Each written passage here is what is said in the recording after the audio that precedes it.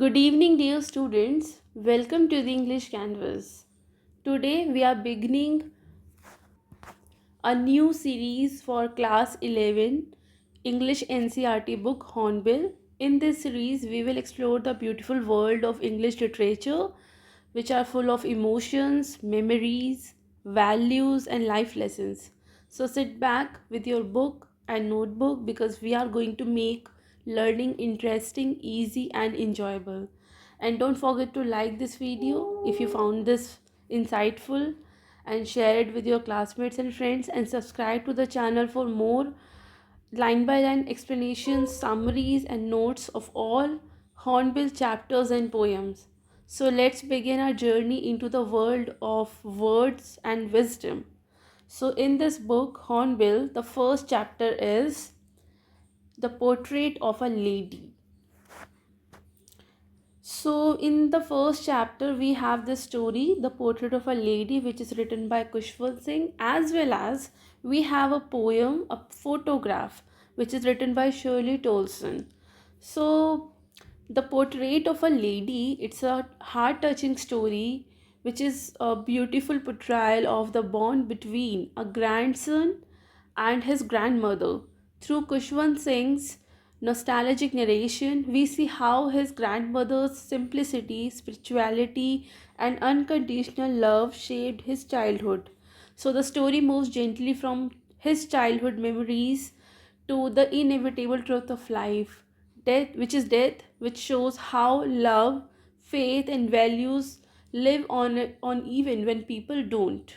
So it's not just a portrait, it's about memories framed forever in the author's heart, right? And the poem, A Photograph, is a moving reflection on memory, time, and loss. The poet looks at an old photograph of her mother as a young girl, who is smiling and enjoying a beach holiday. Years later, as her mother is gone, and the photograph becomes a silent reminder of the passage of time, the pain of separation, through simple words and deep emotion. The poet beautifully captures how photographs preserve moments but not the people in them. So, I'll begin this lecture with the first chapter, with the first story of this book, which is The Portrait of a Lady, which is written by Kushwant Singh, right? So we will read this story line by line and we will discuss the deep meaning behind these lines, right? My grandmother, like everybody's grandmother, was an old woman. She had been old and wrinkled for 20 years that I had known her. So कहानी की शुरुआत होती है जहाँ पर author अपनी दादी को याद कर कर कह रहे हैं कि मेरी जो दादी माँ थी वो दूसरों की दादी माँ जैसी ही थी, एक ओल्ड वुमन, जैसे हम सबकी दादी होती है, हम सबकी दादी एक ओल्ड वुमन होती है। हम कभी इमेजिन भी नहीं कर सकते कि वो भी कभी यंग रही होंगी, वो भी कभी बहुत ही ब्यूटीफुल रही होंगी, मतलब जैसे यंग लोग होते हैं वो वैसी रही होंगी। हमारी इमेजिनेशंस में भी ऐसा नहीं होता है, क्योंकि जब से हम पैदा हुए होते हैं तो तब से हमने उनको वैसे ही देखा होता है, old woman, as an old woman हमने उनको देखा होता है। तो बाकी बच्चों की तरह यहाँ पर ऑथर जो है खुशवंत सिंह, वो भी यही कह रहे हैं, वो भी अपनी कहानी की शुरुआत करते हैं कि वो कहते हैं कि जब से उन्हें याद है तब से उनकी दादी एक बूढ़ी औरत है। शी हैड बीन ओल्ड, वो हमेशा से बूढ़ी है, एंड रिंकल्ड फॉर 20 ईयर्स। और वो ऑलमोस्ट 20 ईयर्स से वो उनका जो फेस है, उनकी जो स्किन है वो रिंकल्ड है। मतलब कहानी की शुरुआत में ऑथर अपनी दादी को याद करते हैं, वो कहते हैं कि जब से उन्हें याद है तब से उनकी दादी बूढ़ी है और रिंकल से भरी हुई है। मतलब लेखक ने, ऑथर ने कभी भी अपनी दादी को जवान नहीं देखा, जैसे हमने भी अपनी दादी को कभी जवान नहीं देखा, right? People said that she had once been young and pretty and had even had a husband, but that was hard to believe. तो वो कहते हैं कि लोग ऐसा कहते हैं कि वो भी कभी बहुत जवान हुआ करती थी, बहुत ही प्रिटी, बहुत ही सुंदर हुआ करती थी, इवन उनके पास भी एक हस्बैंड थे। तो इसका मतलब ये है कि जो ऑथर हैं खुशवंत सिंह, वो उनके दादाजी नहीं हैं, और शायद उन्होंने अपने दादाजी को भी देखे ही नहीं है। शायद उनके पैदा होने से पहले उनके दादाजी एक्सपायर हो चुके थे। इस वजह से उनको हमेशा लगता है कि उसके दादाजी तो कभी थे ही नहीं, मतलब उसकी दादी हमेशा से सिंगल है, और जो उनकी दादी है उनके पास कभी कोई हस्बैंड था ही नहीं। तो जब लोग कहते हैं कि ये कभी मतलब किसी ज़माने में ये बहुत सुंदर हुआ करती थी, बहुत जवान हुआ करती थी, इवन इनके पास एक हस्बैंड भी था, तो ये सब बात ना मतलब बहुत ही हार्ड है ऑथर को विश्वास करने के लिए। It's very hard to believe for him कि वो विश्वास ही नहीं कर पा रहे हैं, क्योंकि उन्होंने तो हमेशा अपनी दादी को बूढ़ा ही देखा है, और उन्होंने उनके हस्बैंड के साथ भी नहीं देखा है। My grandfather's portrait hung above the mantelpiece in the drawing room. तो अपने घर का एक डिस्क्रिप्शन देते हैं कि उनके घर के जो ड्राइंग रूम है वहाँ पर उनके एक मेंटल पीस है, वहाँ पर मतलब एक फायर प्लेस है, फायर प्लेस के ऊपर की जगह पर उनके दादाजी की पोर्ट्रेट लगी हुई है। तो उस पोर्ट्रेट में वो जानते हैं कि ये जो पोर्ट्रेट में जिसका फ़ोटो है, जिसकी इमेज लगी हुई है, वो मेरे दादाजी हैं। लेकिन वो दादी के हस्बैंड थे, वो कभी ज़िंदा थे। दादी कभी बहुत सुंदर हुआ करती थी, प्रिटी हुआ करती थी, यंग हुआ करती थी, और उनका जो हस्बैंड है वो कभी हुआ करते थे, ये मानना ऑथर के लिए थोड़ा मुश्किल है। He wore a big turban and loose fitting clothes. अब यहाँ पर वो पोर्ट्रेट को देखकर वो हमें मतलब रीडर्स को अपने दादाजी का डिस्क्रिप्शन दे रहे हैं कि दादाजी जब ज़िंदा थे, इवन जब ये जो पिक्चर जो है, ये जो पोर्ट्रेट जो लगी हुई है दादाजी की, उसमें दादाजी ने बड़ी सी पगड़ी पहनी है, टर्बन पहनी है, और ढीले ढाले से लूज़ फिटिंग वाले कपड़े पहने हैं।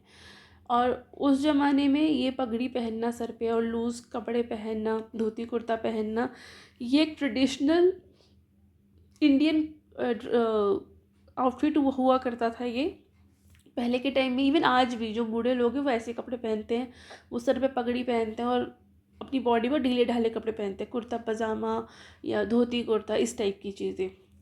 His long and white beard covered the best part of his chest and he looked at least 100 years old। तो वो कहते हैं कि जो दाढ़ी है वो बहुत ही सफ़ेद है, मतलब उनकी जो सफ़ेद दाढ़ी है, उन्होंने उनके वो चेस्ट तक फैली हुई है, मतलब जो उनका best part of his chest था पूरी उसको कवर कर दिया है उनकी वाइट बियर्ड ने।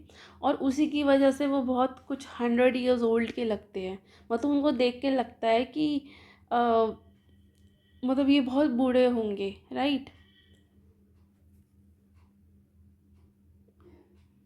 मतलब उनको देख के लगता है कि वो बहुत बूढ़े होंगे, 100 years के होंगे, उनके बहुत सारे पोते पोतियाँ होंगे। He did not look the sort of person who would have a wife और चिल्ड्रन। अब ऑथर को ना उनका दादाजी का जो पोर्ट्रेट है उसको देखकर ना ऐसा लगता है कि वो बहुत ही सीरियस काइंड ऑफ पर्सन रहे होंगे, और बहुत ही बूढ़े लगते होंगे, मतलब उनके कभी हस्बैंड सॉरी उनके कभी वाइफ या बच्चे रहे होंगे, वो ना ऐसा देखकर उनको लगता नहीं है, मतलब उनका जो पोर्ट्रेट है ना उसको देखकर ऐसा लगता नहीं है कि कभी इनकी भी कभी कोई वाइफ रही होगी या बच्चे रहे होंगे। जबकि सच्चाई तो ये है कि जो उनके बच्चा जो है वो उसके उसके खुद के फादर है, और जो उसकी दादी है वो उनकी वाइफ है, पर इसको ऐसा लगता नहीं है। He looked as if he could only have lots and lots of grandchildren. मतलब उनको देखकर ऐसा लगता है कि उनके बहुत सारे पोते पोतियाँ होंगे, बहुत सारे नाती नातिन होंगे, उनके ग्रैंड चिल्ड्रन बहुत सारे होंगे, उनको देखकर ऐसा लगता है। As for my grandmother being young and pretty the thought was almost revolting. और फिर अब वो बात करते अपनी दादी की कि मेरी दादी जो, मतलब ये सोचना कि मेरी दादी बहुत ही यंग और प्रिटी रही होंगी, ये सोच तो अपने आप में बहुत ही रिवोल्टिंग है। मतलब मैं विश्वास नहीं कर पा रहा, मैं मतलब मेरा अपने आप से झगड़ा हो रहा है ये सोचकर, मतलब मैं रिवोल्टिंग लग रहा है मुझे बहुत ज़्यादा कि दादी भी कभी सुंदर और जवान रही होगी। दादी तो ऐसी है, शुरू से ही ऐसी है, मैं इतना बड़ा हो गया, मैं तो उन्हें तब से इतना ऐसे ही देख रहा हूँ, तो दादी तो मुझे नहीं लगता कि भाई कभी इतनी जवान रही होगी। She often told us of the games she used to play as a child that seemed quite absurd and undignified on her part. We treated it like the fables of the prophets she used to tell us. अब दादी जो है वो मतलब अक्सर बताती हैं उन गेम्स के बारे में जो वो अपने बचपन में, जब वो खुद एक बच्ची थी एज अ चाइल्ड, जो वो गेम्स खेला करती थी, वो उनके बारे में बताती है। हाँ, उनकी जो गेम्स है वो मुझे बहुत ही मीनिंगलेस लगती है, एब्जर्ड एब्जर्ड होता है, मीनिंगलेस लगती है, अनडिग्निफाइड लगती है उनके पार्ट पर। और हम उनको ना, उनकी बातों को, मतलब जो भी वो बातें हमें बताती हैं, प्रॉफिट्स वगैरह की, फेबल्स वगैरह की, मतलब वो जो भी हमें बातें बताती है ना अपने बचपन की, हम उसे कहानियों की तरह ले लेते हैं कि जैसे वो कोई कहानी सुना रही है और हम उस कहानी को एंजॉय कर रहे हैं। तो कहने का मतलब ये है कि जो भी बातें उसकी दादी उसको बताती है वो उनके ज़माने की है, और शायद अब वो इतनी वैल्यू नहीं रखती हैं बातें, तो उसको अपनी दादी की बातें बहुत ही अब्जर्ड, बहुत ही मीनिंगलेस लगती है, और उन्हें ऐसा लगता है कि जैसे दादी कोई फिक्शन सुना रही है जिसका रियलिटी से कोई मतलब नहीं है। अब जैसे अगर मैं आपसे कहूँ कि हमारे दादा दादा दादी के ज़माने में या उससे पहले भी हम लोग लेटर से बात करते थे, हम लोग लेटर लिखते थे, फिर वो लेटर पोस्ट होता था, फिर उस वो 1 महीने बाद जाके उस इंसान तक पहुंचता था, और फिर वो लेटर लिखता था, फिर अगले महीने, मतलब हमको दोबारा लेटर लिखने का मौका ऑलमोस्ट 2 महीने बाद मिलता था। तो ये जो आजकल के बच्चे हैं जो जेनजीज हैं और जो जेन अल्फा है, इनको ये बहुत ही अजीब लगेगी बात कि इतना क्या टाइम लगता था एक ज़रा सी बात करने में, क्या ही मतलब है, वीडियो कॉल कर लो, मेल कर लो, चलो। मतलब अगर हम उस ज़माने की बात करें, अब जैसे मेरे घर से सपोज अगर 1 किलोमीटर मुझे दूर जाना तो मुझे हार्डली 5 मिनट लगेंगे, या उससे भी कम समय अगर ट्रैफिक नहीं है तो। लेकिन पहले लोगों को पैदल चल कर जाना होता था और 1 किलोमीटर चलने में ऑलमोस्ट 15-20 मिनट्स लग जाते थे। तो टाइम टू टाइम चीज़ें थोड़ी बदल जाती हैं, और जो यही जनरेशनल गैप है जो लोगों को फिर वो चीज़ें अब्जर्ड लगने लगती हैं, राइट। अब जैसे पुराने ज़माने में 1 रुपए में लोगों के पास काफ़ी चीज़ें आ जाती थी, अब 1 रुपए में कुछ नहीं आता। अगर हम किसी पुराने ज़माने के इंसान से मिले जो 1 रुपए में काफ़ी चीज़ें खरीद के लाते होंगे, तो अगर वो हमें बताए कि वो 1 रुपए में ये चीज़ें लेके आते थे, तो हम तो हैरान हो जाएंगे ये बात से, तो हमें अब्जर्ड लगेगी कि नहीं नहीं ये तो मजाक कर रहे हैं, 1 रुपए में आता ही क्या है। चलिए आगे पढ़ते हैं। She had always been short and fat and slightly bent, her face was a criss cross of wrinkles running from everywhere to everywhere. अब यहाँ पे वो अपनी दादी की डिस्क्रिप्शन देते हैं कि दादी की ना हाइट थोड़ी छोटी है, वो थोड़ी सी मोटी भी हैं, फैट है, मतलब उनकी हाइट कम है, छोटी हैं वो, थोड़ी सी फैट है, और थोड़ी सी उनकी कमर पे झुक गई है। ऐसा होता है कि जब हमारी एज बढ़ती है ना तो हमारी कमर झुक जाती है और उसकी वजह से हाइट भी कम हो जाती है, और जैसे जैसे जैसे एज बढ़ती है तो इंसान थोड़ा फैटी हो जाता है। तो दादी की एज बहुत ज़्यादा है और उनकी हाइट भी काफ़ी कम है, वो थोड़ी सी फैटी भी हैं, उनकी कमर झुक गई है, और उनके चेहरे पर इतनी क्रिस क्रॉस झुर्रियाँ हैं कि ऐसा लगता है जैसे झुर्रियों का पूरा जाल बन गया है। मतलब जो झुर्रियाँ हैं वो कहीं से भी निकल रही हैं और कहीं भी जा रही हैं, मतलब पूरे फेस पर झुर्रियाँ झुर्रियाँ, पूरा नेट बन गया है झुर्रियों का। No, we were certain she had always been, we had known her. अब लेख ऑथर को ना पक्का यकीन है कि उनकी दादी हमेशा से ऐसी रही होगी, बूढ़ी और झुर्रियों वाली, मतलब वो दादी हमेशा ही बूढ़ी पैदा हुई होंगी, बूढ़ी ही रही होंगी वो, और हमेशा उनके फेस पे झुर्रियाँ रही होगी। जैसे मैं भी जब छोटी थी तो मुझे लगता था कि जो मेरे पेरेंट्स हैं और जो मेरे ग्रैंड पेरेंट्स हैं वो सब ऐसे ही रहे शुरू से, और मैं छोटी हूँ लेकिन ये लोग तो बड़े ही पैदा हुए थे। तो जैसे मेरे मम्मी पापा या मेरे दादा दादी नाना नानी मुझे अब उनके बचपन की कहानियाँ सुनाते थे और अपने बचपन की फ़ोटो दिखाते थे, तो मैं भी बहुत ज़्यादा सरप्राइज़ हो जाती थी कि आप भी इतने छोटे थे, आप तो पर बड़े हो ना, आप इतने छोटे कैसे हो सकते हो। तो सेम यही सिचुएशन ऑथर के भी साथ है कि वो भी यकीन नहीं कर पा रहे हैं कि उनकी दादी कभी जवान रही होगी। उनके लिए तो उनकी मतलब उन्हें पक्का यकीन है कि दादी हमेशा, मतलब वो हमेशा वो सर्टेन है इस बात पर कि दादी तो हमेशा से ही ऐसी रही होंगी, बूढ़ी और झुर्रियों वाली। Old, so terribly old that she could not have grown older and had stayed at the same age of 20 years. अब ऑथर को लगता है कि वो इतनी टेरिबली ओल्ड होंगी कि वो शायद अब और बूढ़ी नहीं हो सकती हैं, या वो हमेशा, क्योंकि वो 20 सालों से, जब से ऑथर को याद है, ऑलमोस्ट 20 सालों से वो इतनी एज की रही है, उतनी ही बूढ़ी रही है, वो ज़्यादा बूढ़ी भी नहीं हुई है। She could never have been pretty, author के अकॉर्डिंग वो कभी भी प्रिटी नहीं हो सकती थी, but she was always beautiful. हाँ, ब्यूटीफुल वो रही हैं। देखिए, ब्यूटीफुल और प्रिटी में फ़र्क होता है। Prettiness is based on age, and beautiful तो इंसान हमेशा ही होता है। तो वो ये नहीं कह रहा कि उसकी दादी जो है वो ब्यूटीफुल नहीं है, अगली नहीं कह रहा अपनी दादी को। वो ये कह रहे हैं कि हाँ, वो बुज़ुर्ग थी, वो जवान नहीं हो सकती, लेकिन हाँ, ऑथर को उसकी दादी हमेशा ही खूबसूरत लगती थी। तो मतलब वो कहते हैं कि she could never been pretty but she was always beautiful. तो वो कहते हैं कि हालांकि वो बहुत बूढ़ी थी, बुजुर्ग थी, लेकिन ऑथर को तो हमेशा ही वो खूबसूरत लगती थी। She hobbled the house in spotless white with one hand resting on her waist to balance her stoop and the other telling beads of the rosary।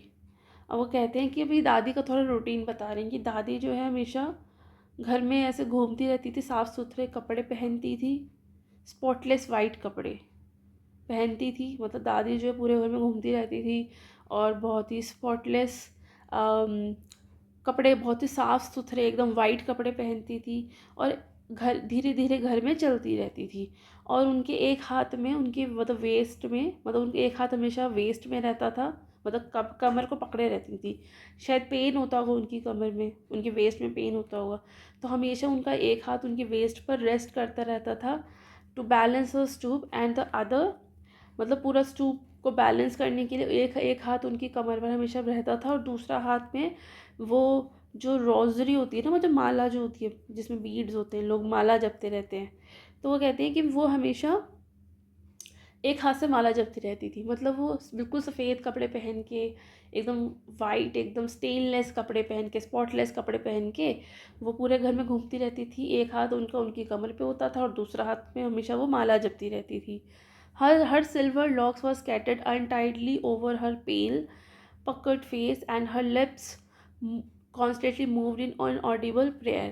अब वो यहाँ बताते हैं कि जो दादी है ना, उनके सिल्वर लॉक्स थे। लॉक होते हैं हेयर की लटें, तो उनकी लटें कैसी थी, सिल्वर थी, क्योंकि वो बूढ़ी हो गई थी, उनके बाल वाइट हो गए थे। आपने अक्सर देखा होगा कि जब बूढ़े लोग होते हैं उनके जो बाल होते हैं, खासकर इंडियंस जब बूढ़े होते हैं उनके बाल जब वाइट हो जाते हैं ना, तो वो सिल्वर जैसे हो जाते हैं।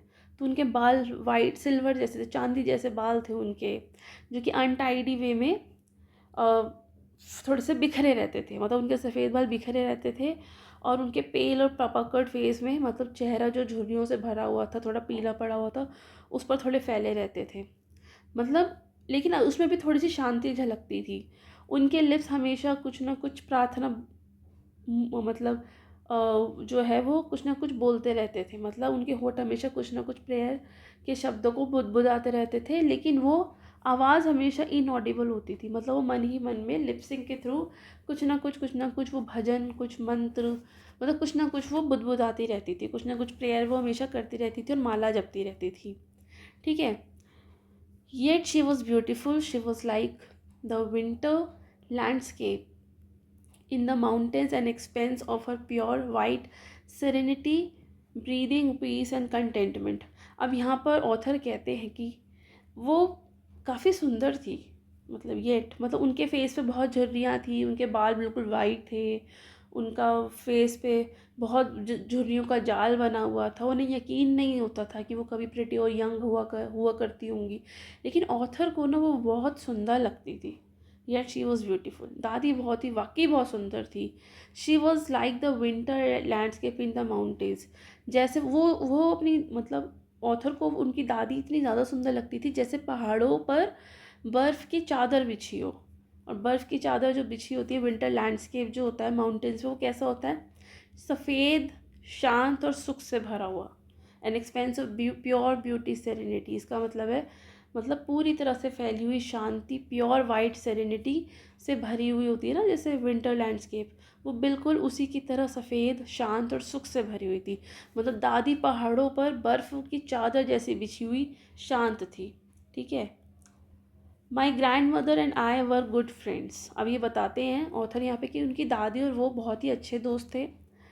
My parents left me with her when they went to live in the city when we were constantly together। तो यहाँ ऑथर बताते हैं कि उनके जो पेरेंट्स थे वो उन्हें मतलब दादी के पास छोड़कर शहर चले गए थे काम करने के लिए। तो ऑथर अपनी दादी के साथ रहते थे। वी वर कॉन्स्टेंट टुगेदर, हमेशा साथ साथ रहते थे, दादी और ऑथर हमेशा साथ साथ रहते थे। She used to wake me up in the morning and get me ready for school. वो रोज़ सुबह मुझे उठाया करती थी और मुझे स्कूल के लिए रेडी करती थी. She said her morning prayers in the monotonous sing song while she was bathed and dressed me in the hope that I would listen and get to know by heart. अब क्या था कि जब वो सुबह उठती थी, मुझे जगाती थी, मुझे स्कूल के लिए रेडी करती थी, उसी बीच में वो एक मोनोटोनस टोन में कुछ मतलब एक एक ही सुर में वो कुछ मॉर्निंग प्रेयर गाती रहती थी पूरा टाइम. जब भी वो नहाती मतलब जैसे ही वो उठती थी वो खुद नहाती थी और मतलब खुद रेडी होती थी, फिर वो मुझे उठाती थी, फिर वो मुझे नहलाती थी, उसके बाद वो मुझे ड्रेसअप करती थी. तो वो एक ही सुर में कुछ ना कुछ प्रार्थना हमेशा गाती रहती थी. और क्यों गाती थी? उन्हें होप थी कि मैं वो सुनूंगा और मैं उसको get to know it by heart, और मैं उसको दिल से सुनूंगा और एक दिन मैं उसे सीखूंगा भी. I listen because I loved her voice but never bothered to learn it. अब यहाँ ऑथर बताते हैं कि मैं उनका वो भजन, उनकी मॉर्निंग प्रेयर हमेशा सुनता था. वो जब भी मुझे नहलाते हुए, मुझे मुझे रेडी करते हुए वो सुन गाती रहती थी इस होप से कि मैं सुन रहा हूँ. हाँ, मैं सुनता था. क्यों? क्योंकि मुझे उनकी आवाज़ बहुत अच्छी लगती थी. बट मैंने कभी उसको सीखने की बॉदरिंग नहीं की, मतलब मैंने खुद को बॉदर नहीं किया कि मैं उसको सीख लूँ. मतलब मैं सुनता था क्योंकि दादी गा रही थी, दादी की आवाज़ बहुत अच्छी थी, लेकिन कभी सीखा नहीं मैंने उसको, याद नहीं किया मैंने उसको. Then she would fetch my wooden slate which she had already washed and plastered with yellow chalk, a tiny earthen ink pot and a red pen, tie them all in a bundle and hand it to me. Right. तो वो बताती कि उसके बाद वो मेरा जो wooden slate था वो लेकर आती थी. मतलब लकड़ी की जो तख्ती होती ना पुराने ज़माने में, वुडन स्लेट पे बच्चे स्कूल जाकर उसको पढ़ा करते थे वुडन स्लेट पर ही. तो वो बताती हैं कि वो मेरे लिए लकड़ी की जो वुडन स्लेट थी, जो लकड़ी की तख्ती थी, वो लेके आती थी. मिट्टी का इंक पॉट था वो लेकर आती थी. और रेड पेन भी था वो भी साफ़ करती थी. मतलब वो उनके स्कूल जाने के लिए, जैसे आजकल तो बच्चों का बैग रेडी होता है ना, बैकपैक, वो जो बैग होता है स्कूल का वो रेडी होता है. उसमें उनकी books, notebooks, pencil box, water bottle, tiffin, ये सब डाला जाता है. उस ज़माने में क्योंकि गांव में भी थे, शहर में भी नहीं थे, तो ये एक बंडल बनाती थी. बंडल में इनका वुडन स्लेट होता था ऑथर का, और जिसको ये ऑलरेडी वॉश कर दिया करती थी और उसको येलो चॉक से प्लास्टर किया करती थी. और एक छोटी सी मिट्टी की इंक पॉट भी रखा करती थी, एक रेड पेन रखा करती थी. और एक उन सबको बांध के एक बंडल बना दे, मतलब एक बंडल में बांध कर मेरे हाथ में दे दिया करती थी. मतलब सब कुछ स्कूल के लिए रेडी करके इनको दे देती थी. After a breakfast of a thick stale chapati with a little बर्ड and sugar spread on it we went to school. अब वो बताते हैं कि नाश्ते में उनके लिए दादी एक मोटी सी सूखी रोटी बनाती थी जिस पर थोड़ा मक्खन और चीनी, मतलब बटर और चीनी डाल के स्प्रेड करती थी. और वो खाकर फिर दोनों, दादी और पोता दोनों, स्कूल के लिए निकलते थे. मतलब ये इनका ब्रेकफास्ट था. एक मोटी सी रोटी जिस पर थोड़ा सा बटर, थोड़ा सा शुगर उस पर स्प्रेड करके वो खाते थे. मोटी सी रोटी खाते थे वो, मोटी और सूखी स्टेल रोटी, सूखी रोटी खाते थे वो. तो वो उसके ऊपर वो चीनी और बटर डालती थी और फिर हम स्कूल के लिए निकलते थे. She carried several stale chapatis with her for her village dogs. वो कुछ अपने साथ भी रोटियां, स्टेल मतलब एक दिन पुरानी हुई, एक दिन पुरानी रोटी स्टेल होती है, थोड़ी पुरानी बासी रोटियां. और वो बहुत सारी स्टेल चपातीज अपने साथ लेके जाती थी क्योंकि रास्ते में विलेज के डॉग्स होते थे ना, उनको खिलाने के लिए. मतलब वो हमेशा अपने साथ कुछ रोटियां लेकर जाती थी जिससे वो रास्ते में जो गांव के जो डॉग्स थे उन कुत्तों को खिलाती थी. मतलब कितनी केयरिंग थी. राइट. चलिए आगे पढ़ते हैं. My grandmother always went to school with me because the school was attached to the temple. और वो बताते हैं कि ऑथर बताते हैं यहाँ पे कि जो दादी है वो उनको हमेशा स्कूल उनके साथ ही जाती थी. मतलब उनकी दादी उनके साथ स्कूल जाती थी क्योंकि स्कूल के पास मंदिर था. मतलब स्कूल मंदिर से जुड़ा हुआ था, मतलब मंदिर में स्कूल लगता था, इसलिए वो जाती थी क्योंकि उनको भी मंदिर जाना होता था. मंदिर के जो पुजारी थे, priest, taught us the alphabet and the morning prayer. तो वहाँ एक पुजारी थे जो उनको अल्फ़ाबेट सिखाते थे और मॉर्निंग प्रेयर सिखाते थे. While the children sat in rows on either side of the veranda singing alphabets or the prayer in the chorus, my grandmother sat inside reading the scriptures. अब जो है बच्चे जो हैं वो मंदिर के वेरांडा में लाइन बनाकर बैठते थे और मिलकर ऊंचे स्वर में, मतलब कोरस में, वो अल्फ़ाबेट्स को याद करते थे, गाते थे और प्रार्थना गाते थे, राइट। और उसी बीच में, मतलब वहीं पर ही दादी भी मंदिर में बैठती थी और वो स्क्रिप्चर्स, वही होली किताबें, भजन वगैरह, कथाएं पढ़ती थी। मतलब जब तक मैं स्कूल में पढ़ता था तब तक मेरी दादी मंदिर में बैठ के स्क्रिप्चर्स पढ़ती थी। when we had both finished, we would walk back we would walk back together। अब जब प्रार्थना ख़त्म हो जाती थी, मतलब जब स्कूल ख़त्म होता था, तो ऑथर और उनकी दादी साथ साथ घर लौटते थे। This time the village dogs would meet us at the temple door. अब इस समय पर, मतलब वापस लौटते समय पर, विलेज डॉग्स, जिनके लिए वो स्टेल चपातीज लेके गई थी ना ऑथर की दादी, वो उन्हें मिलते थे टेम्पल के डोर पर। So they followed us to our home, growling and fighting with each other for the chapatis we threw to them. अब वो सारे डॉग्स उनके घर तक उनके पीछे पीछे आते, और जो दादी उनको रोटियां देती थी उसके लिए वो आपस में लड़ते थे। When my parents were comfortably settled in the city, they sent for us. That was a turning point in our friendship. अब जब ऑथर के मम्मी पापा शहर में अच्छे से सेटल हो गए, तो उन्होंने दादी को और ऑथर को, दोनों को शहर बुला लिया। अब ये जो पॉइंट था, ये टर्निंग पॉइंट था दादी और इसकी फ्रेंडशिप में। दादी और ये दोनों फ्रेंड्स हो गए थे ना, बिल्कुल साथ साथ रहते थे, स्कूल भी साथ में जा रहे हैं। तो ये जो पॉइंट था, जब दादी और, मतलब इसको, ऑथर को, इसके मम्मी पापा ने शहर बुला लिया क्योंकि वो सेटल हो गए थे, तब ये टर्निंग पॉइंट बना। Although we share the same room, my grandmother no longer came to school with me. हाँ, मतलब अभी भी शहर वाले घर में भी दादी और ये अब एक ही कमरे में रहते हैं, लेकिन अब दादी स्कूल नहीं आती थी क्योंकि यहाँ के स्कूल थोड़े शहर के स्कूल अलग होते हैं ना। वो स्कूल मंदिर का स्कूल था, वहाँ पे दादी को आना अलाउ था, तो दादी पूरा टाइम वहीं रहती थी जब तक ऑथर स्कूल में पढ़ रहा होता था। लेकिन यहाँ पर स्कूल, शहर वाले स्कूल में अब दादी स्कूल में नहीं आ पाती है, क्योंकि अब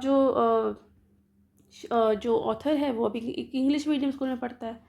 आई used to go to an English school in a motor bus, और इसका स्कूल थोड़ा दूर भी है, तो ये स्कूल बस में बैठकर, मोटर बस में बैठकर इंग्लिश स्कूल में जाता है। तो यहाँ पर तो नहीं अच्छा लगता दादी को। There were no dogs in the streets, यहाँ पे कोई डॉग्स भी नहीं है स्ट्रीट में। She took to feeding sparrows and in the courtyard of our city house. तो दादी के पास अब डॉग्स तो है नहीं, वहाँ तो डॉग्स थे विलेज में रोटियाँ खिलाने के लिए, स्टेल चपातीस खिलाने के लिए, लेकिन यहाँ नहीं है।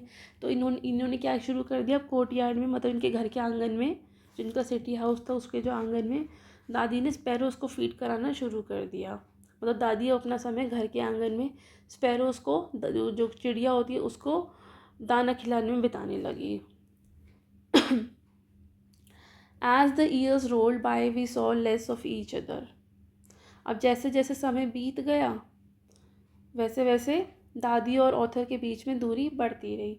हम एक दूसरे को कम देखते थे। We saw less each of each other, मतलब जैसे समय बीतता गया, लेखक बड़ा होता गया और दादी और ऑथर के बीच में दूरियां बढ़ती रही, वो पहले जैसी क्लोजनेस फील नहीं होती थी। For some time she continue to wake me up and get me ready for school. अब कुछ समय तक तो शहर में भी दादी ने ही मुझे जगाया, सुबह स्कूल के लिए जगाया, रेडी किया स्कूल के लिए। When I came back she would ask me what the teacher had taught me. अब जब भी ये रोज़ स्कूल से घर लौट कर आता, तो स्कूल से लौटने पर दादी पूछती कि आज बताओ तुम्हें टीचर ने क्या सिखाया। I would tell her English words and little things of Western science and learning the law of gravity। अब ये बता देता है इसको, दादी को, भी क्या क्या सिखाया। वो इन्हें इंग्लिश वर्ड्स बताते जो वहाँ के स्कूल में पढ़ाए जा रहे थे, कुछ चीज़ें वेस्टर्न साइंस की बताते, लॉ ऑफ ग्रेविटी जैसी चीज़ें बताते, आर्किमिडीज का प्रिंसिपल बताया कि हमें आज ये सिखाया गया है, and the world being around etcetera. मतलब जो पूरी स्कूल की बातें ये बताता कि मतलब वेस्टर्न पढ़ाई हो रही है, वेस्टर्न साइंस पढ़ा रहे हैं और वेस्टर्न म्यूज़िक सिखा रहे हैं, मतलब बहुत सारी चीज़ें बताई इसने। So this made her an unhappy. अब ये सब जानकर कि उनका जो ये ग्रैंडसन है, ये तो कुछ ट्रेडिशनल, कुछ भक्ति का सीख ही नहीं रहा है, ये तो इंग्लिश सीख रहा है और साइंस सीख रहा है, वो भी वेस्टर्न साइंस सीख रहा है, विदेशियों के प्रिंसिपल सीख रहा है, लॉ ऑफ ग्रेविटी सीख रहा है। ये सुनकर दादी बहुत ही दुखी हो जाती है, क्योंकि इन चीज़ों का धर्म और ईश्वर से कोई संबंध नहीं था। और she could not help me with my lessons. पहले दादी पढ़ाई में ऑथर की हेल्प भी किया करती थी, क्योंकि पहले जो पढ़ाई हो रही थी वो रिलीजियस वे में हो रही थी, तो दादी हेल्प करती थी। अब जो पढ़ाई है इंग्लिश तो ना दादी को नहीं आती होगी, पहले हिंदी पढ़ रहा था ये, अब हिंदी भी कम पढ़ता होगा, तो अब दादी जो है वो मेरे लेसन्स में अब हेल्प भी नहीं कर पाती।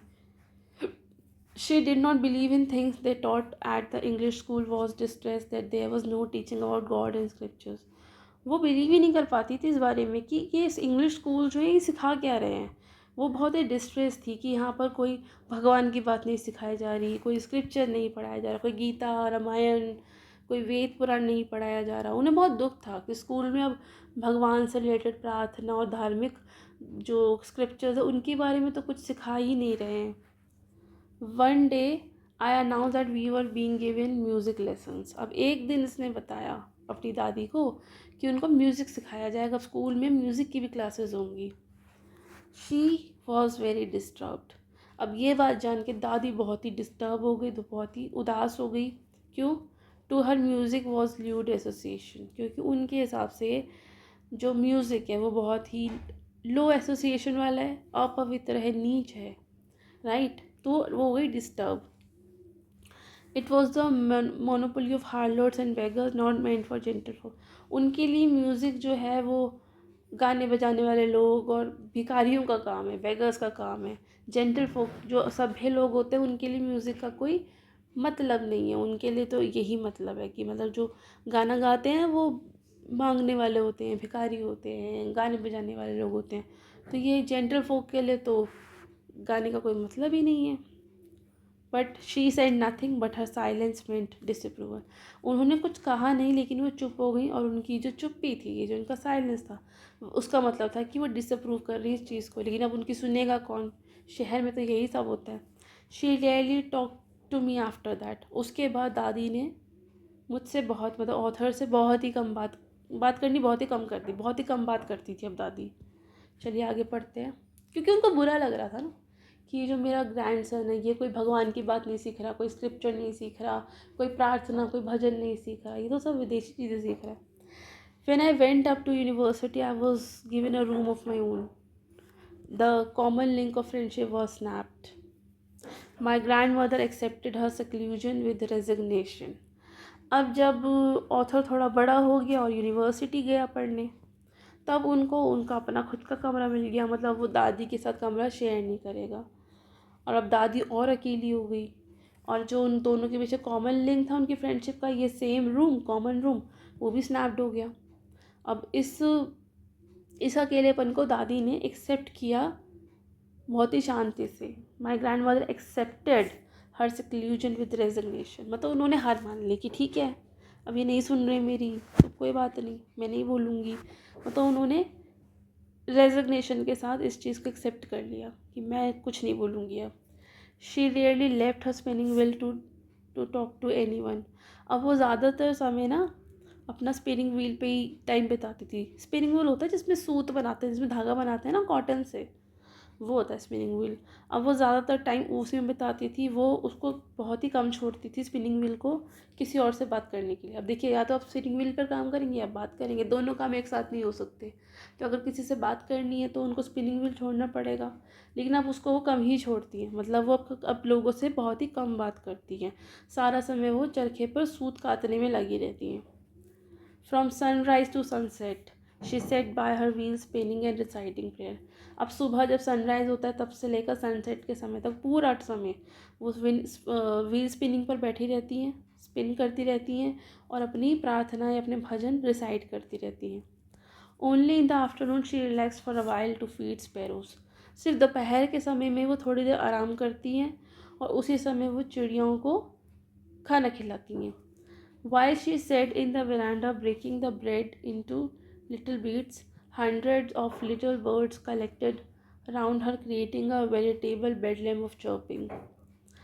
अब जब वो वेरांडा में बैठती हैं, ब्रेड्स को छोटे छोटे टुकड़ों में ब्रेक करती हैं, तब उनके आसपास हज़ारों चिड़ियाँ, मतलब सैकड़ों चिड़िया, हंड्रेड्स ऑफ छोटी छोटी चिड़ियाँ उनको उनको चारों तरफ से घेर लेती है, उनके चारों तरफ बैठ जाती है, creating a vegetable bedroom of chirping. मतलब जब वो ब्रेड्स को तोड़ तोड़ के टुकड़ों में, छोटे टुकड़ों में बांट के चिड़ियों को खिला रही होती है, तो हंड्रेड्स ऑफ चिड़िया जो है वो उनके चारों ओर इकट्ठी होकर चहचहाने लगती है। और वेजिटेबल बेडरूम ऑफ चर्पिंग मतलब पूरा एक सर्कल बना के उनके उनके हर तरफ बैठ जाती हैं और चहचहाने लगती, चर्पिंग करने लगती हैं, और उस आवाज़ से पूरा आंगन चिड़ियों की आवाज़ से गूंजने लगता है। Some came and perched on her legs, others on her shoulder.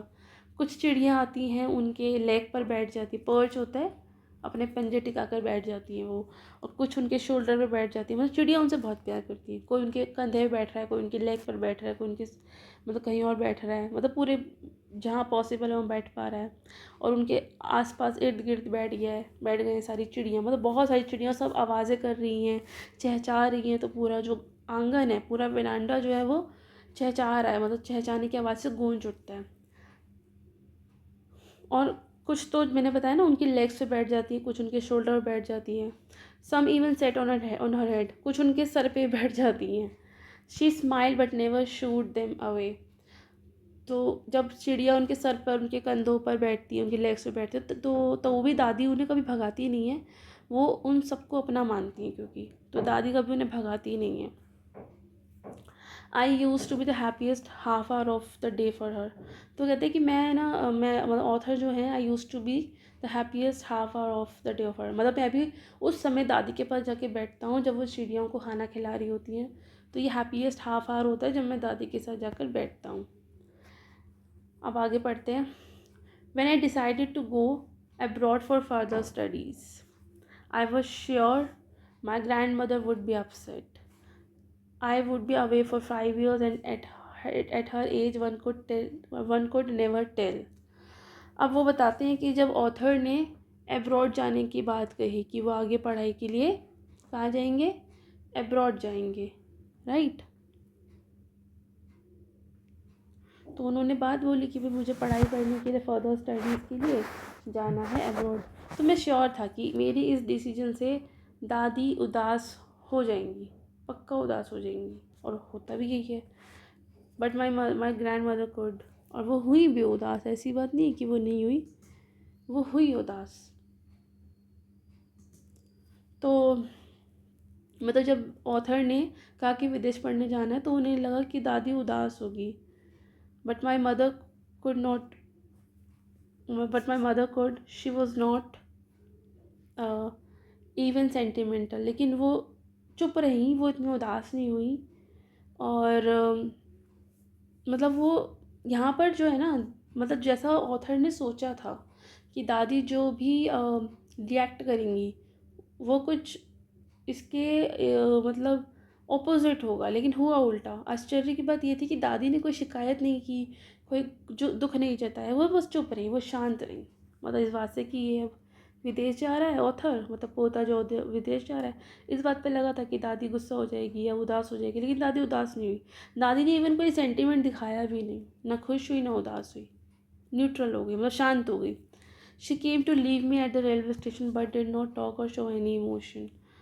वो बताते हैं ऑथर की, जब मैं विदेश जा रहा था तो मतलब वो रेलवे स्टेशन पे, हो सकता है पहले रेलवे स्टेशन जाना हो फिर बाद में वहाँ से फ़्लाइट हो, तो पहले वो रेलवे स्टेशन भी छोड़ने आई, मतलब दादी रेलवे स्टेशन तक छोड़ने आई, लेकिन उन्होंने कुछ बात नहीं की ऑथर से, ना ही कोई इमोशन दिखाया, मतलब उन्होंने कोई आंसू नहीं बहाया, उन्होंने कोई शिकायत नहीं की, बस मन ही मन प्रार्थना कर रही थी। हर lips moved in prayer, her mind was lost in prayer. बस उनका जो लिप्स थे उनके मूव कर रहे थे प्रेयर्स में, उनका पूरा माइंड जो वो प्रेयर्स में था, राइट। मतलब उनकी होठ जो लगातार भगवान का नाम लेते रहे, और मन मन पूरी तरह से भगवान में ही लीन था। Her fingers were busy telling the beads of her rosary. तो उनके जो फिंगर्स थे वो भी बिजी थे बीट्स को माला जपने में, मतलब वो बिजी थे। Silently she kissed my forehead and when I left I cherish the most imprints has perhaps the last sign of physical contact between us. ये बड़ा इमोशनल है। तो यहाँ बताते हैं कि दादी कुछ बोल नहीं रही थी, बस वो अपनी प्रेयर बुदबुदाए जा रही थी, उनका माइंड उनकी प्रेयर्स में था, उनके हाथ उंगलियां उनकी माला जपने में थी। लेकिन धीरे से उन्होंने मेरे फोरहेड पे किस किया, और तब मैंने फ़ील किया कि एक मॉइस्ट इम्प्रिंट हुआ है, मतलब शायद दादी की आँख में आंसू थे, वो उनको तब फ़ील हुए। और वही लास्ट फिज़िकल कांटेक्ट था जो दादी के साथ ऑथर का हुआ, जब वो विदेश जा रहे थे और दादी ने उनके फोरहेड पे किस किया था, और शायद थोड़े से आंसू उनके फ़ील कर लिए थे उसने, मतलब मॉइस्ट इम्प्रिंट इम्प्रिंट उसको मिल गया था। तो बस वही था कि यहाँ पे दादी और ऑथर का लास्ट साइन था फिज़िकल कांटेक्ट का। But that was not so. After 5 years I came back and was met by her at the station. She did not look a day older. हम्म। पर ऐसा हुआ नहीं, जब मैं 5 साल बाद वापस घर आया और मैं इनसे मिला, स्टेशन पर लेने भी आई, छोड़ने भी गई थी और लेने भी आई। सो यहाँ पे क्या देखा इन्होंने कि वो तो एक दिन भी बूढ़ी नहीं दिख रही हैं, मतलब वो वैसे ही दिख रही हैं जैसे वो 5 साल पहले दिख रही थी। तो दादी उतनी ही बूढ़ी है, ज़्यादा बूढ़ी नहीं। उसे उसे लगा था ऑथर को कि दादी तो बहुत बूढ़ी हो गई होगी, लेकिन नहीं हुई। She still had no time for words, अभी भी उनके पास कुछ कहने का टाइम नहीं है। And while she clutch me in her arms I could hear her reciting her prayers. Even जब उन्होंने मुझे अपनी बाहों में भर लिया, मुझे हग किया, तब भी मैं उनकी प्रेयर्स की जो रिसाइटिंग, जो वो बुदबुदाती रहती थी, प्रार्थना भजन, मैं उसको सुन पा रहा था। Even on the first day of my arrival her happiest moments were with her sparrows home she fed longer and the frivolous रिब्यूक्स। Even जब मैं वापस भी आया घर, मतलब 5 साल बाद वापस आया हूँ, लेकिन फिर भी दादी का जो हैप्पीस्ट मोमेंट था वो उनके स्पैरोज़ के साथ था, ना कि मेरे साथ। क्योंकि दादी भी समझ गई थी कि मैं इसको रोक नहीं सकती हूँ अपने पोते को, क्योंकि उसको लाइफ में आगे बढ़ना है, तो मैं उसे नहीं रोक सकती, और मुझे रोकना भी नहीं चाहिए। दादी समझ चुकी थी, तो दादी ने तो अपना माइंड डाइवर्ट कर लिया था। लेकिन ये चीज़ ऑथर को कहीं ना कहीं अटैक कर रही थी। ऐसा होता है, अगर हम कोई काम करना चाहते हैं और कोई हमारा अपना है उस काम के लिए मना करता है, तो हम उससे लड़ते हैं कि नहीं नहीं हमें ये काम करना है या ये चीज़ हमें चाहिए। लेकिन अगर वो चुप हो जाता है, वो हमें मना नहीं करता लेकिन खुश भी नहीं होता, या वो उसको फ़र्क नहीं पड़ता, तो ये चीज़ हमारे लिए बहुत ही बहुत ज़्यादा पेनफुल हो जाती है। तो यहाँ ऑथर को भी इसी तरह से लग रहा है कि भाई हाँ, मुझसे गुस्सा है दादी, फिर गुस्सा तो नहीं है, कुछ बोल भी नहीं रही है, शांत हो गई है। सो इवन 5 साल के बाद लौटने के बाद भी उनका जो हैप्पीएस्ट मोमेंट है वो मेरे साथ नहीं है, वो उन चिड़िया के साथ है जिसको वो बहुत लंबे समय से वो फीड कर रही हैं। In the evening a change came over हर। हाँ, शाम को थोड़ा चेंज आया उनमें, उनके रूटीन में। शी डिड नॉट प्रे, उन्होंने प्रार्थना नहीं की। She collected the women of the neighborhood, got an old drum and started to sing। मतलब शाम को कुछ उनमें चेंज आया, उन्होंने प्रार्थना नहीं की, और शाम को उन्होंने पड़ोस की सारी औरतों को बुलाया और ओल्ड ड्रम मतलब ढोलक मंगाई और भजन गाने लगी, जैसे कोई जश्न मना रही हो। तो शायद यही तरीका था उनका खुश होने का कि उनका पोता 5 साल बाद विदेश से घर लौट कर आया है। तो यही एक तरीका होगा इनका बताने का। तो इन्होंने अब औरतों को बुला के सबको भजन कीर्तन कराया, मतलब सेलिब्रेशन किया। For several hours she thumped the sagging skins of the dilapidated drum and sang for the homecoming of warriors। और कई घंटों तक वो मतलब ढोलक बजाती रही। वो जैसे वॉरियर्स घर आते हैं ना, युद्ध जीत के घर आते हैं, तो तब जो गीत गाए जाते हैं वो गीत उन्होंने वहाँ गाए, और औरतों ने भी गाए। कई घंटों तक वो थम करती रहीं, ढोलक बजवाती रहीं, गाना गाती रहीं। We had to persuade her to stop to avoid over straining. हमको बल्कि उनको रोकना पड़ा, मतलब वो थकी नहीं रही थी, वो बजाती चली जा रही थी, गाना गाती चली जा रही थी। हमको उनको परsuade करना पड़ा उन्हें रोकने के लिए कि भाई अब ज़्यादा करोगे तो ओवर स्ट्रेन हो जाओगे ना, एज भी तो बहुत ज़्यादा है उनका। That was the first time since I known her that she did not pray. और इतने सालों में वही पहला समय था जो मुझे पता है कि उन्होंने प्रे नहीं किया था। Next morning she was taken ill. It was a mild fever and the doctor told us that it would go. अब अगली सुबह वो थोड़ी बीमार हो गई, हल्का सा बुखार था उनको, और डॉक्टर ने हमें कहा कि बुखार चला जाएगा। But my grand mother thought differently. But दादी माँ तो कुछ अलग ही सोचती थी। She told us that her and was near. अब दादी माँ ने हमें कहा कि उनका अब जाने का समय आ गया, उनका आखिरी समय जो इस दुनिया में वो आ चुका है, अब वो जाएंगी. She said that since only a few hours before the close of the last chapter of her life, she had omitted to pray. She was not going to waste any more time talking to us. अब उनका जो आखिरी समय आ चुका है, तो उन्होंने खुद खुद ही कहा कि मेरा आखिरी समय आ गया है. तो ये बात उन्होंने कही अपने मतलब अपनी लाइफ का लास्ट चैप्टर ख़त्म होने से कुछ घंटे पहले ही उन्होंने कहा. और फिर उन्हें लगा कि भाई मैं तो प्रे करना भूल गई हूँ, तो अब वो बिल्कुल अपने आखिरी समय का एक भी सेकंड वो वेस्ट नहीं करेंगी हमसे बात करके, इसलिए वो अपनी प्रेयर करने लगी. मतलब देखिए कि फैमिली से बात करना उनको टाइम वेस्ट लग रहा है. उनको ये लगा कि भाई ठीक है, अब कुछ ही घंटे रह गए हैं उनके लाइफ के आखिरी चैप्टर को क्लोज़ होने में, और वो प्रे नहीं करा किया है ना उन्होंने, तो वो वेस्ट नहीं करेंगी हम लोगों से बात करके, मतलब वो अपनी प्रे करेंगी.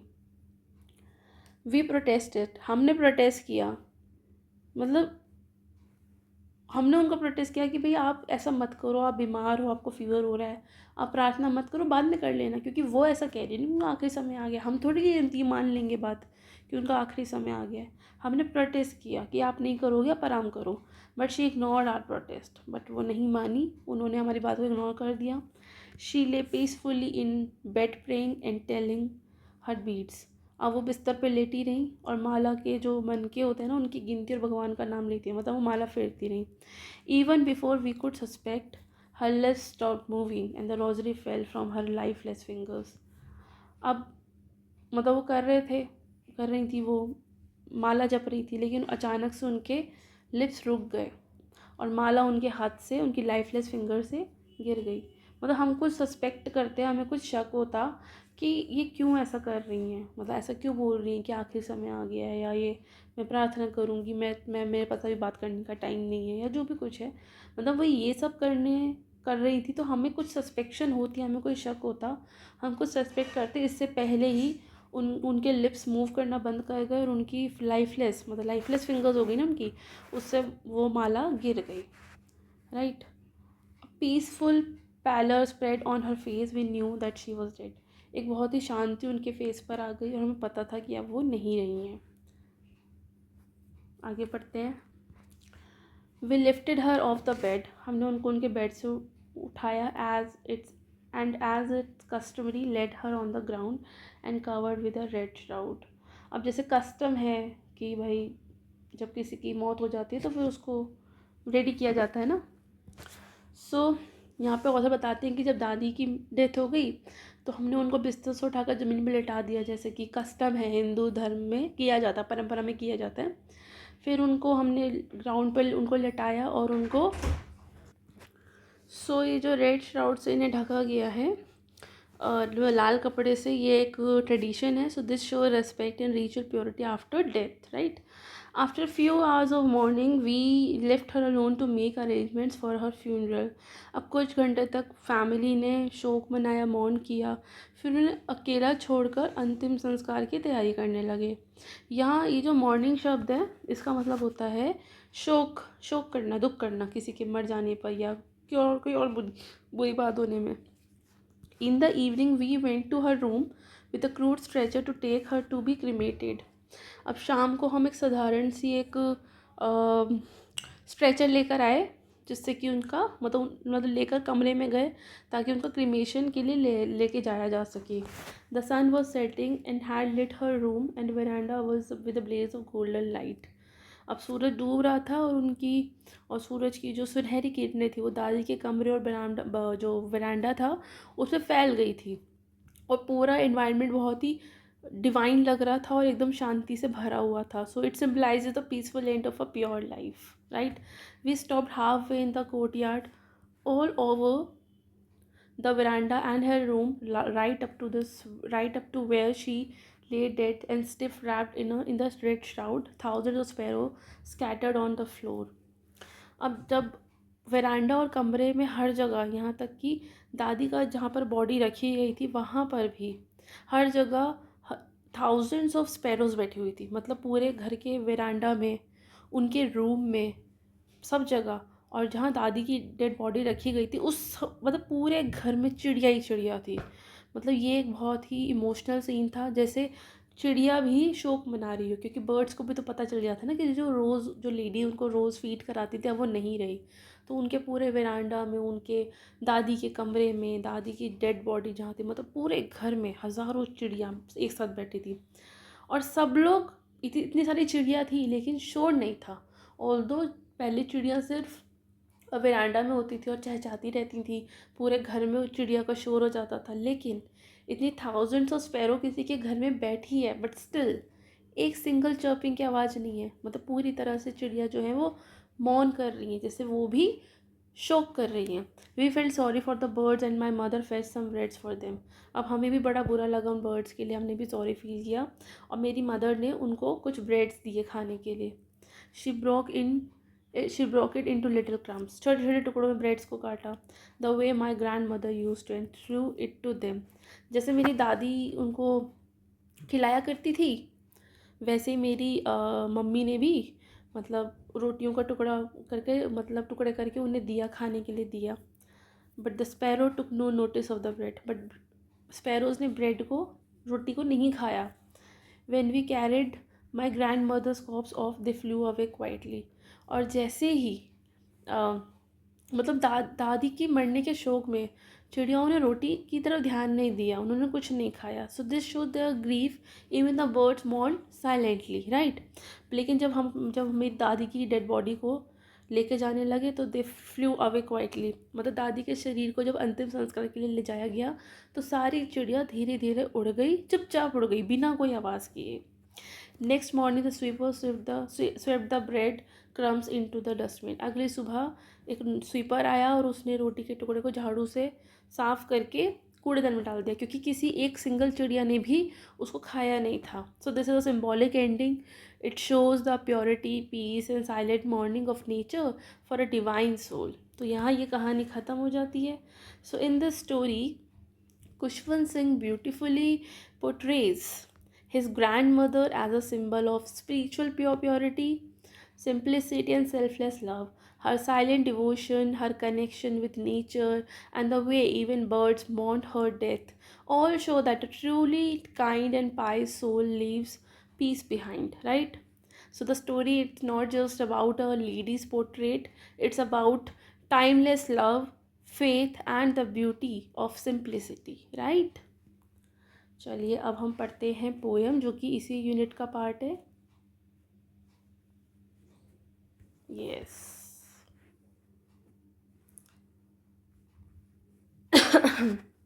So a photograph is a heart-touching poem by Shirley Tolson that beautifully captures the relationship between a mother and her daughter through a photograph.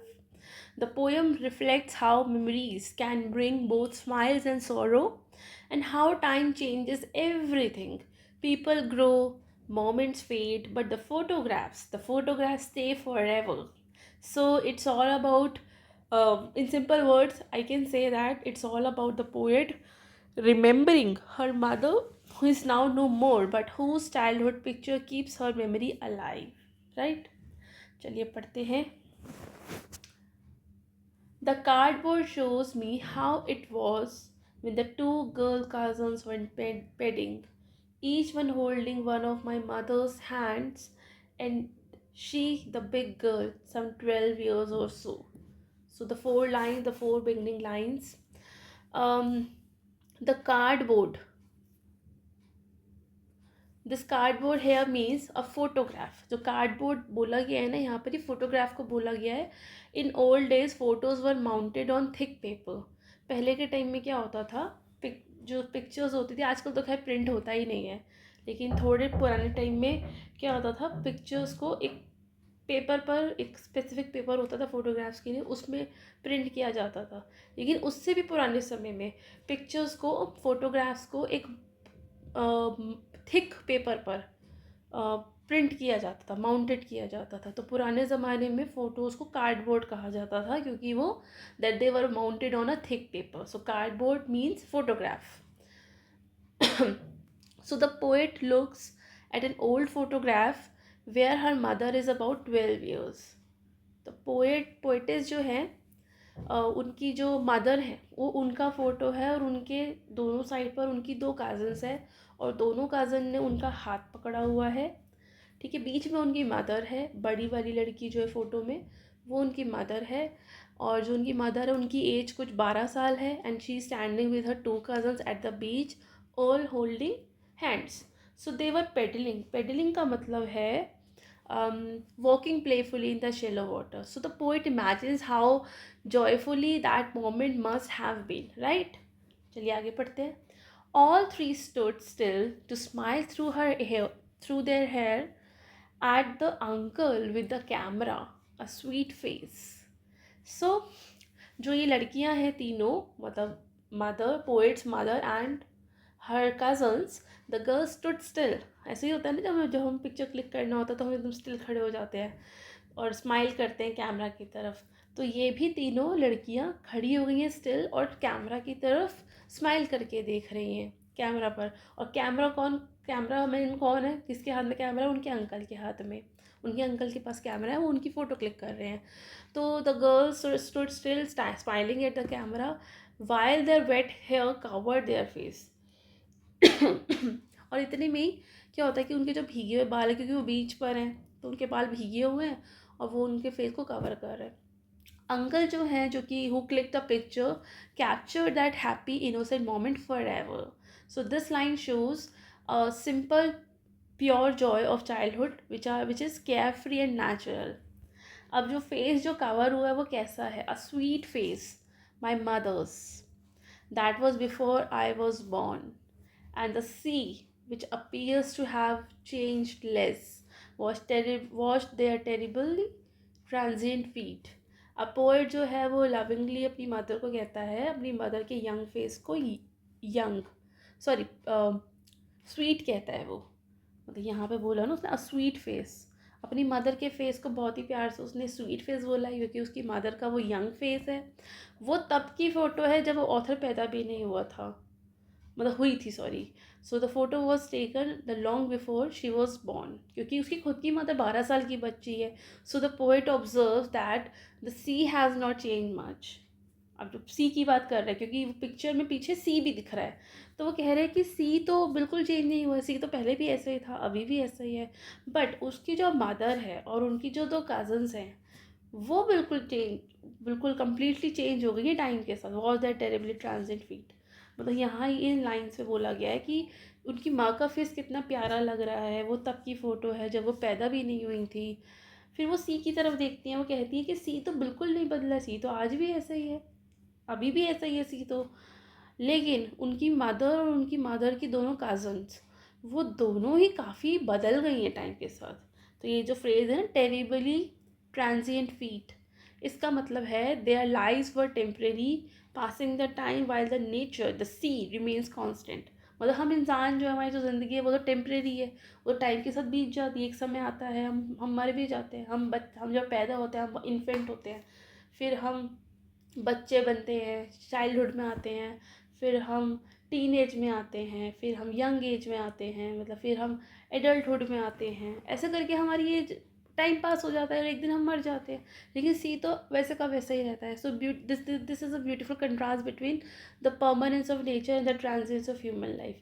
तो यहाँ हमें पता चलता है कि जो नेचर है उसकी तो परमानेंस है. हवा ऐसी की ऐसी है, नदी ऐसी ऐसी, सी ऐसे का ऐसा है, पहाड़ ऐसे का ऐसा है. लेकिन हमारी लाइफ बहुत ही ट्रांजिएंस के साथ है, वो बदलती रहती है. आगे पढ़ते हैं second stanza. Some 20-30 years later, she had laughed at the snapshot. See Betty and Dolly, she would say, and look how they dressed us for the beach. अब यहाँ पे बताती कि कई सालों बाद, मतलब जब ये फोटोग्राफ जब क्लिक हुई, उसके कई सालों बाद, when the poets mother grew up, जब पोएट की मदर काफ़ी बड़ी हो गई, तो उन्होंने ये स्नैपशॉट यानी कि ये फ़ोटोग्राफ को देखा और वो हंसी. और वो क्या बोली, मतलब she would show it to her daughter. उन्होंने अपनी बेटी को ये पिक्चर दिखाई, मतलब पोएट को ये पिक्चर दिखाई. And she was recalling her cousins, और उन कज़न्स के नाम क्या है? बेटी एंड डॉली. मतलब जो दो लड़कियाँ, मतलब जो उसकी मदर के दोनों तरफ हाथ पकड़ के खड़ी हैं, मतलब ये पोएट की मदर है, और ये हाथ पकड़ के, एक हाथ पकड़ा है दूसरी कज़न है जो थोड़ी छोटी है, और ये भी थोड़ी छोटी है। पोएट की मदर थोड़ी बड़ी है, तो ये डॉली है और ये बैठी है। सॉरी, ये थोड़ी ड्राइंग कॉमेडी कॉमेडी हो गई लेकिन समझाने के लिए आपको बनाना पड़ा। तो ये पिक्चर देख के कहती है कि अरे देखो, बेटी को देखो और डॉली को देखो, राइट। तो मतलब she would show the picture to her daughter, the poetess, and recalling her cousins Betty and Dolly, and teasing about how their parents dressed them up for the beach. और वो यहाँ पे थोड़ा सा मजाक भी उड़ाती है कि देखो हमें हमारे पेरेंट्स कैसे रेडी करते थे बीच पर जाने के लिए। मतलब हम तीनों को हमारे रेस्पेक्टिवली पेरेंट्स ने कितना ज़्यादा कैसे कैसे हमें ड्रेसअप किया हुआ है, क्योंकि टाइम के साथ फैशन भी तो बदल जाता है ना। और हमें हंसी भी आती है उस टाइम के फैशन को देखकर। आज जो फैशन है, आज जो ट्रेंड में कपड़े हम पहनते हैं, जो हेयर स्टाइल्स हम बनाते हैं, जो एक्सेसरीज हम पहनते हैं, आज से 10 साल बाद, 20 साल बाद उसको देख के हमें हंसी आएगी कि अरे हम कैसे ड्रेसअप होते थे। तो सिमिलरली जो पोएट इसकी मदर है वो भी ऐसे हंस रही हैं कि देखो अरे बेटी और डॉली को देखो, और देखो कि हमारे पेरेंट्स हमें कैसे ड्रेसअप करते थे बीच के लिए। So their laughter reflects nostalgia, which is a mix of joy and longing for the past, right? The sea holiday was her past, mine is her laughter. Both fry with labored ease of loss. अब यहाँ देखिए वो कह रहे हैं जो सी holiday है, जिसकी ये पिक्चर है, जिसका ये फोटोग्राफ है, जो सी हॉलीडे, वो उनका पास्ट था। लेकिन उस पास्ट को देखकर, उस फोटोग्राफ को देखकर जो उनके अंदर से जो हंसी आई, जो लाफ्टर आई, मतलब जो, सॉरी एक मिनट, हाँ, मतलब सी हॉलीडे जो है वो उनका पास था, और मेरा क्या पास है, उनका लाफ्टर। क्योंकि अब जो पोएट की मदर है वो नहीं रही है। मतलब for the mother, for poets mother, the photograph represented her childhood holiday, her beautiful past. And for the poet the her mother's laughter, which she can see in the pic. So for the poet, her mother's laugh while looking at the photo is her own past, now just a memory. तो वो कहती है कि ये जो photograph है ना, ये हम दोनों का, मतलब पोएट और उसकी मदर का पास्ट है। फोटोग्राफ में जो सी हॉलीडे है, ये उसकी मदर का पास्ट था, और ये अपनी मदर को उस फोटोग्राफ में हंसते हुए देख रही, क्योंकि अब उसकी मदर जिंदा नहीं है, तो वो उनका पास्ट, मतलब मेमोरी बन गई है। पास्ट से मतलब है memory. So it's now just a memory. So this shows that passage of time between two generations, mother and a daughter, and how each connects differently to the same photograph, right? तो काफ़ी deep meaning है इस stanza का, जहाँ पर ये लोग अपने अपने पास्ट की बात कर रहे हैं। Both wry with laboured ease of loss, मतलब बोथ बोथ कौन है यहाँ पर, mother and the poetess, mother and daughter, they feel a bitter sweet emotion smiling with sadness. Wry का मतलब वो है ट्विस्टेड स्माइल। व्राई का मतलब लिख लीजिए, ट्विस्टेड स्माइल होता है that expresses pain hidden behind joy. मतलब अब देखिए, जैसा आपकी आपकी फैमिली में अगर कोई भी ज़िंदा नहीं रहा है, और सपोज़ आप उनकी कोई फ़ोटो देखते हैं, तो वो फ़ोटो से उनकी पूरी मेमोरीज, आपके साथ उनका क्या बॉन्ड था, वो पूरा एक रिकॉल हो जाता है। तो आप उनको देखकर मुस्कुराते हैं, लेकिन कहीं ना कहीं उस मुस्कुराहट में, उस स्माइल के पीछे एक पेन होता है उनसे बिछड़ जाने का। तो बस यही वो ये फील कर रही है यहाँ पे पोएटिस, क्योंकि मदर तो अब नहीं रही है उनकी, राइट। सो लेबर्ड, ये जो फ्रेज़ है लेबर्ड ईज ऑफ लॉस, इसका मतलब है एक सेकेंड, इसका मतलब है even though they try to smile, but the feeling of loss and longing is heavy, so they both realize the time can never bring back the past, right. Now the third stanza which is very short. Now she has been dead nearly as many years as that girl lived. अब ये बताते हैं कि poet की जो mother है, that she has now been dead for many years, almost equal to the age she had in the photograph. अब photograph में जो पोएट की मदर की एज है वो है 12-13 साल, इतनी बताई थी, 12 ईयर्स और सो, मतलब 12-13 साल की हैं वो। और इतने ही 12-13 साल हो गए हैं पोएट की मदर को एक्सपायर हुए, उनकी डेथ हुए। So this line shows how much time has passed, the little girl in the photo is now gone and so is the grown woman. मतलब जो इस फोटो में लिटिल गर्ल है ये भी जा चुकी है, और वो जो ग्रोन वूमन थी, जब ये बच्ची जब बड़ी होकर एक ग्रोन अप वूमन बनी, वो भी जा चुकी है। End of this circumstance, there's nothing to say at all. It's silence, silences. It's silence, silences. So the poet says that she cannot even express her feelings now because words fall short. मतलब इतना ज़्यादा उनके मन में feelings आ गई हैं कि वो अपनी फीलिंग्स को, अपने इमोशंस को वर्ड्स के मतलब वर्ड्स के थ्रू वो एक्सप्रेस नहीं कर सकती, क्योंकि वर्ड तो कम पड़ जाएंगे। अब उनके पास ऐसा कुछ नहीं है कहने को जिससे वो अपना ग्रीफ, अपना पेन या अपनी मेमोरीज, अपने सेंटिमेंट्स बता सके। So the deep silence of death has taken over. अब एक डीप साइलेंस है डेथ का, वो उसने टेकन ओवर कर लिया है। सो ये जो लास्ट लाइन है, इट्स साइलेंस साइलेंसेस, इसका मतलब है it means that the memory it self is so powerful, so full of quiet sorrow that it leaves her speechless, right? So ये पोएम बहुत ही प्यारी थी, बहुत ही सुंदर थी, बहुत ही डीप मीनिंग था इस पोएम का। The poem this poem reflects time, loss and memory. This poem shows how life moves on, but photographs preserve moments forever. So it's also about a daughter's love and a grief and her grief for her mother that expressed through a quiet remembrance. So the tone is calm, reflective, and full of emotional depth, right? So moral of the poem is life is fleeting, people change, moments fade, but memories captured in love stay forever, right? तो चलिए यहाँ पर ये poem ख़त्म होती है। इस unit में हमने दो चीज़ें पढ़ी, एक चैप्टर पढ़ा a portrait of a lady and एक पोएम पढ़ा फोटोग्राफ।